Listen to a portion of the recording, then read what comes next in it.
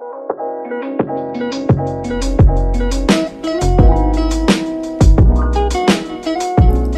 guys, thank you so much for clicking on this video. So as you can see from the title, we're just going to be talking about Samsung Z Flip 4, how it is using the phone on a daily basis, what to expect, all that stuff. And before I start, I just want to say happy Halloween. The day I'm recording this is October 31st. It's a Monday, so hopefully you guys did some fun stuff during the weekend. And yeah, when I'm posting this video, it's gonna be November, so happy new month to everybody. And let's just dive straight into the video. So first off, I'm just gonna briefly explain how I'm gonna do this. So it's going to be in like segments, and I'm just gonna talk about specific things. So we're gonna talk about customization, camera quality, texting / social media, battery life and screen time, overheating, portability, pairing with Airpods, and then my overall opinion on if you should, use the phone or not. Okay, so let's just start basically at the beginning. This is my Z Flip 4.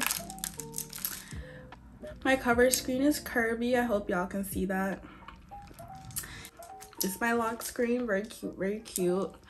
This is what my home screen looks like. I hope everything is showing up clearly. If not, you're gonna see a bunch of b-roll and get to see the cute stuff that's on my phone. Anywho, so let's just start talking about the customization. So one major thing after using this phone as my primary phone for like 2 weeks straight, and I have a second like SIM card, a number just for this phone, so I'm dedicated. I paid $1,000 for this phone. I'm going to use it. And the customization makes it very refreshing to use. It is just very easy to customize, and there's such a wide variety of things that you can do. Customizing the lock screen, home screen, cover screen, the cute phone cases you can get, all the little charms and lanyards that come with them, everything like that just makes it so much better than using an iPhone personally, because the customization on iPhone so hectic. I haven't even upgraded to iOS 16 just because I can't be bothered to start changing all the different whatever is included in there. So yeah, customization on iPhone compared to the Samsung Z Flip, a little bit harder, plus all iPhones basically look the same because of the operating system. I can literally pick up an iPhone 8, iPhone 14 Pro Max. They look the exact same. Like the stuff that's on the screen, they all look the same. And I got bored pretty easily. I love to decorate, so that definitely won me over it with the Z Flip 4. The customization, it's just amazing. So next up, we're going to be talking about camera quality, and the camera quality on the Z Flip 4 is not bad at all. It is a good camera, a decent camera. So these are the two cameras on the back, obviously, and then the front camera right there. So it's not as good as an iPhone camera, unfortunately. iPhone just has the camera game down on lock. They know exactly what they're doing with their cameras. The Z Flip has a lot of catching up to do, but overall it is not a bad camera. One thing that does annoy me a little bit about the camera is that I guess it's not optimized for a lot of apps, especially social media apps such as Instagram, Snapchat. When you record or take a photo, how people know you have an Android is because of the quality. And now that I have an Android phone, I can see that the actual camera quality, like with the camera app, is not what it will be if I took the photo on social media. Although, despite the whole situation with camera quality, we do have one huge advantage, which is the flexibility of this phone's camera. You're able to shoot just regular, holding your phone. You're able to shoot this way, so set it down on the table. It can act as a tripod, and you can take photos and videos with the cover screen that when you open your phone and look at the photos, they're like full-size photos and videos, even though you recorded them on this tiny screen. And you can also take a lot of hands-free photos with this, especially using the cover screen. If you just like put your palm up to the camera while you're like taking a photo, it sets a timer, and then you're able to just pose for your photo, which I think is so cool. But yeah, you can even hold it like a camcorder like this if you would like to, and take your videos.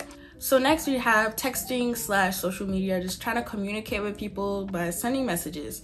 And this is another major problem with using Android, especially when you're texting other iPhone users. That's where the problem lies. It's because you're texting iPhone people that use iPhone people. But the message is sent as SMS, so that's where the green bubbles come up. It sends as a text message, not iMessage, which is a message that is sent over the internet. So it just like has problems, I guess, converting SMS text to MMS when images or audio files or like videos are attached. The quality is significantly reduced.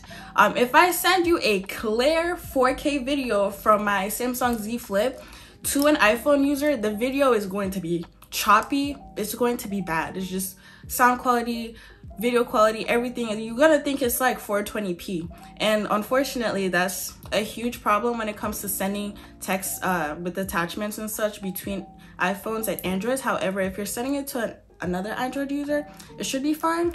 Okay, so the big one, battery life. The battery life on the Z Flip 4 is not that great. I hope to see tremendous changes between the 4 and the 3, which is why I didn't even get the 3. On paper, it might sound like it's better. And when I was hearing other people reviewing it and what they were saying, like, oh my goodness, you get so many hours of battery life.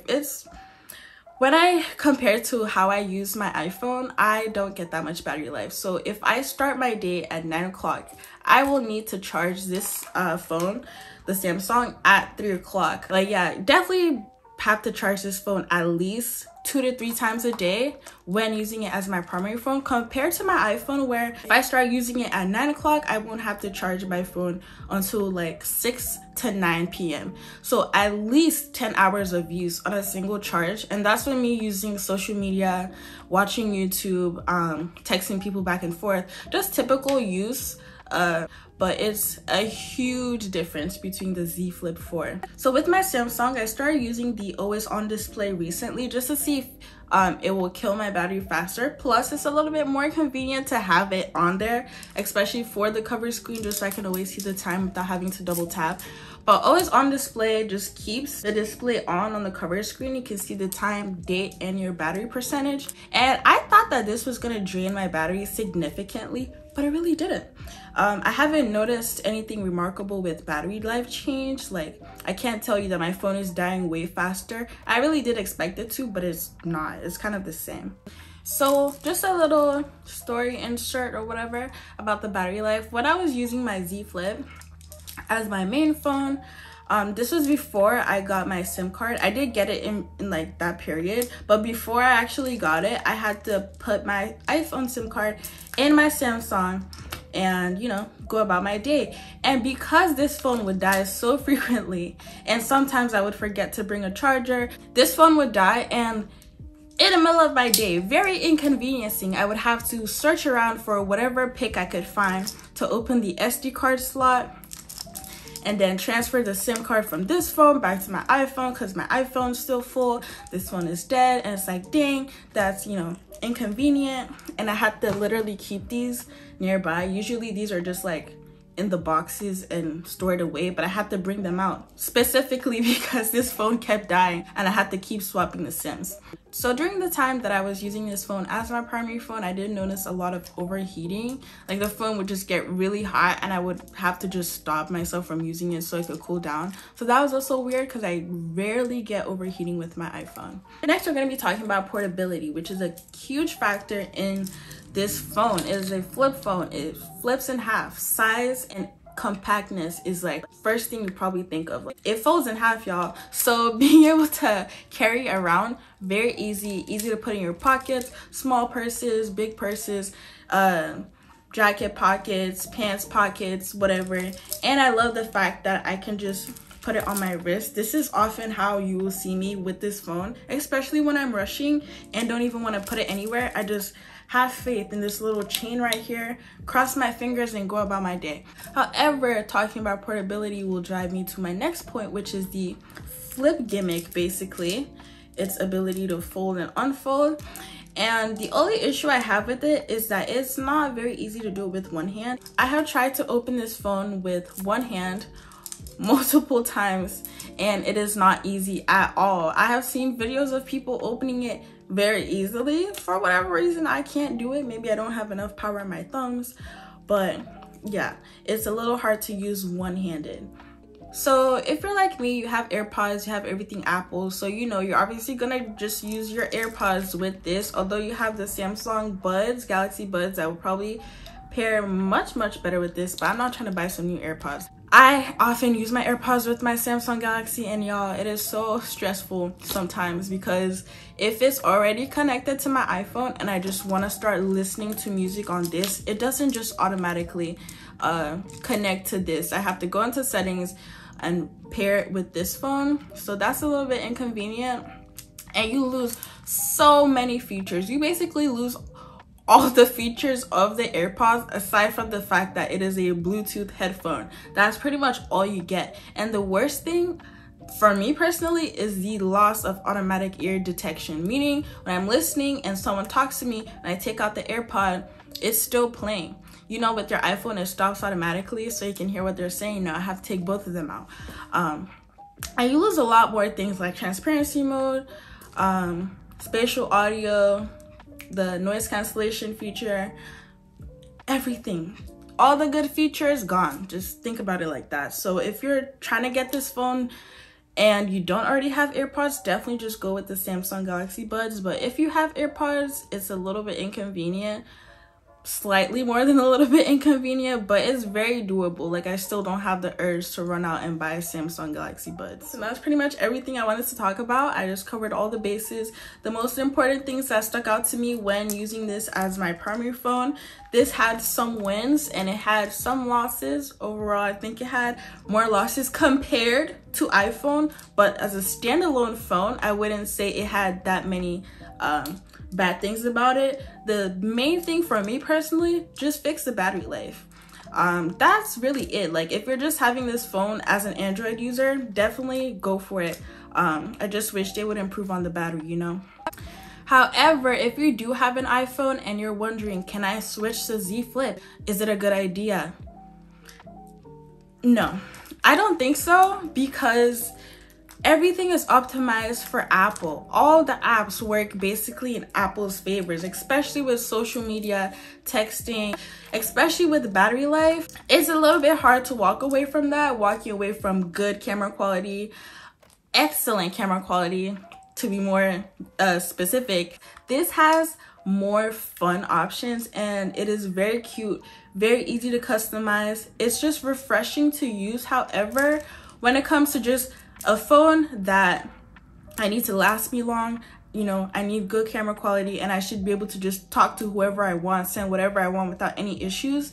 If you're swapping over, you're going to have a lot more headaches than if you just were an Android user and just decided to get this. If you are already in the Android family, 100% get the Z Flip 4. But if you want to switch over from iPhone and you're a long-term user, you're probably not going to be as satisfied. You're probably going to miss a couple of things from your iPhone. So what I'll suggest, if you can afford to do it, I guess do what I did, have yourself a second phone.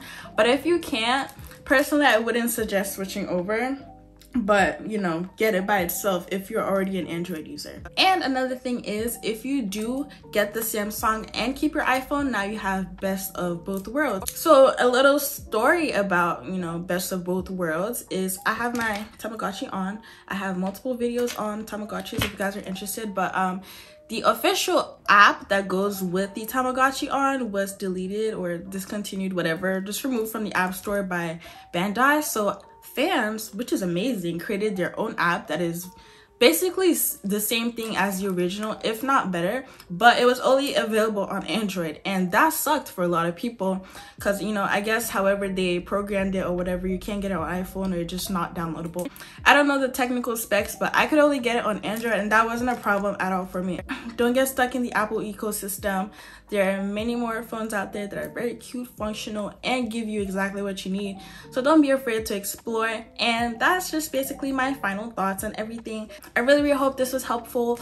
If this video helped you to make any type of decisions or just gave you clarity, please leave a like. If you enjoyed my content, please subscribe to my channel. And I'll see you guys in the next video. Bye!